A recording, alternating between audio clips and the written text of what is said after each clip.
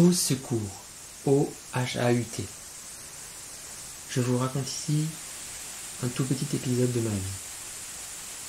Dans les périodes qui ont précédé les situations d'urgence médicale dans lesquelles je me suis trouvé, il me semble qu'il y avait quelque chose que mon inconscient, mon corps, ma psyché, peut-être mon âme, mon esprit, voulait absolument que la partie consciente de moi-même, mon ego, ressente, comprenne, aime ou juste lâche.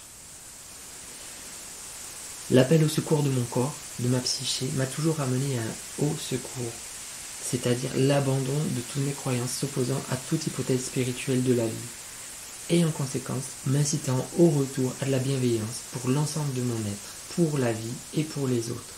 Quand je dis spirituel, je ne parle pas de dogme. Je ne souhaite pas précisément définir cette spiritualité parce que je ne suis pas ici pour promouvoir une idée plutôt qu'une autre. C'est l'idée globale que l'on se sente relié à quelque chose de juste et spirituel en soi.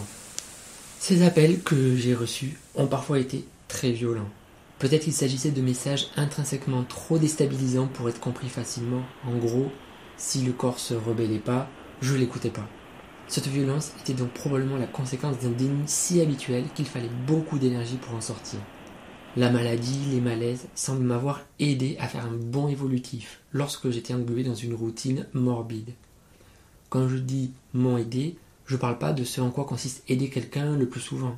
Je dirais plutôt ils m'ont posé un ultimatum qui pourrait se résumer à reprends ta vie en main, avec du cœur, ou bien meurs. Les traumatismes à pardonner.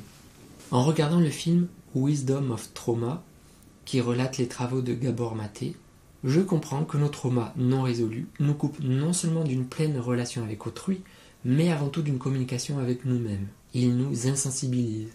Notre insensibilité nous prive d'un précieux outil de discernement. Avec un discernement tronqué, nous pouvons nuire sans nous en rendre compte, voire devenir obéissants. Et si nous sommes obéissants d'une société comme la nôtre, cela revient à dire complices du chacun pour soi et d'un mode de vie complètement pollueur. Guérir de nos traumas, rentrer en empathie avec autrui, retrouver notre conscience profonde, cesser de fuir dans des rôles consuméristes, tout cela nous relie à une vie plus apaisée, authentique, respectueuse du vivant. Nota bene, rechercher ce qu'il y a de vrai au fond de nous-mêmes, c'est une démarche sur le long terme.